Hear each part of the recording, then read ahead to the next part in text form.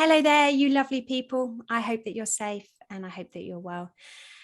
Now, this week's video, I have collaborated with the lovely Lucy. Hi, Lucy. Hiya. And Lucy works for a fantastic charity called Bullied. You can find them online. I'll put some links around the video as well.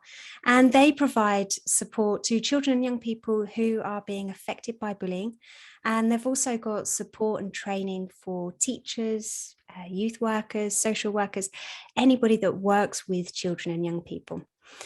So in this video, we've got two videos, but in this week's video, we would like to support those young people that are maybe being affected by bullying itself. And then in our video next week, it will actually be able to support somebody who may have over time just become a bully themselves. So let's get on with this week's video. So Lucy, my first question to you is, how could we best describe what bullying is, please?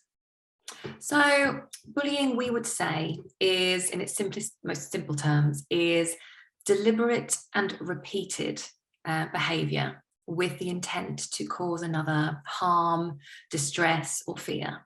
So, for example, a one-off incident, even if it might be distressing, wouldn't be bullying. We need that repetition for it to be bullying.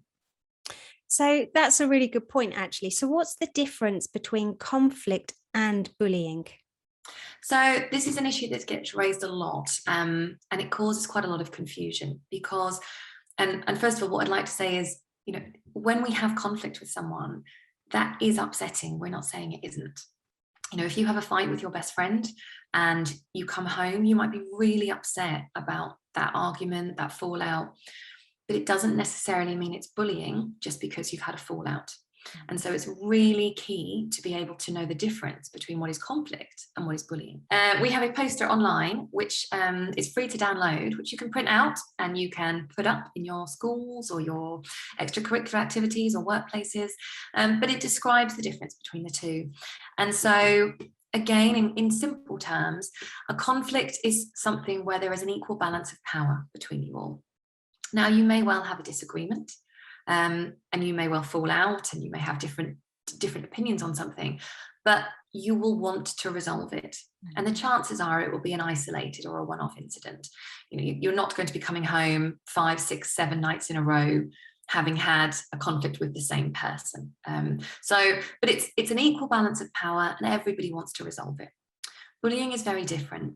Bullying is where there is an imbalance of power between you both. And there is the intent to harm. So there's no intention that they want to resolve this situation and make it better, because they are doing it with the intent to cause harm or fear or distress to you. And that's bullying, and that's what should be reported. A really simple way of looking at it would be if you are watching this podcast with us today and you don't think it's very good. So you drop us an email and you tell us, we don't think the content was very good. Now that might upset both of us. We might feel very upset. We might be angry. We might be frustrated. We might cry, but it's not bullying. And we might send you something back and say, well, we're sorry you didn't enjoy it. What could we do to make it better? And you might give hints and tips, what you think would make it better, and we could amend it. And we're all trying to resolve the situation. But that doesn't mean we haven't been upset by it or saddened by it. But where bullying is concerned, that might be if you emailed us again and again and again and became more aggressive, or started to comment on perhaps our accents or our physical appearance, or you can see how conflict is one thing and bullying turns into something quite different. But what's tricky is that both things can cause us upset. So it's really important that we differentiate between the two. That's so true, isn't it? That's so true. So here's where I suppose it can also get a bit tough is, how do you think a young person who's being bullied, how do you think that it may leave them feeling? So when we're bullied, it can leave us feeling extremely isolated and alone. And the problem is, when someone bullies you, it may well be that one thing about yourself that you're very self-conscious of is that one thing that they pick up on. So it can feel extremely personal and extremely targeted, but it's not. What the main thing you can take away, if you take nothing else away from this podcast today, please take away that if you are being bullied, it is not your fault. It is not. And if we can help or support you with that, then please get in touch with us. So I suppose that kind of goes on to my next question. Kind of what would be your top tips to support somebody who may be bullied, whether that's short-term or long-term? What would be your top tips for them? So firstly, and most importantly, as I just said, I would say, please remember, it's not your fault. It is not your fault you are being bullied. It can feel very, very personal, but it's not your fault. Secondly, tell someone you trust. Tell us. We run a free and confidential e-mentoring service where you can message in and we can give you some support.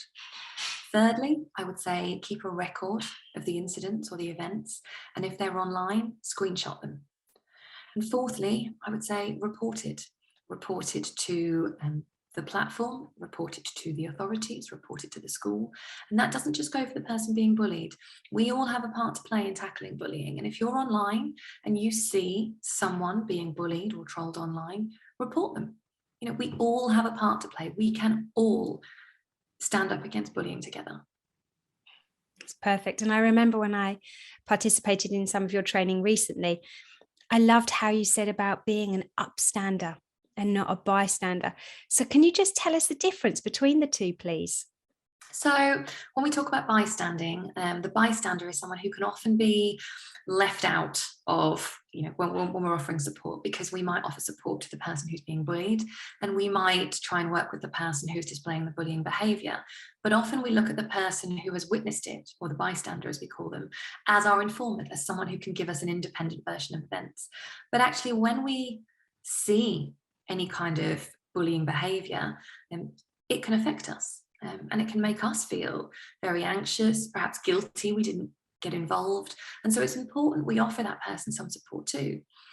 And what we talk about in terms of how to do that is, instead of being a bystander, perhaps look to be an upstander and look to try and get involved and change things. In the same way I've just said, report it if you see something online. That would be upstanding.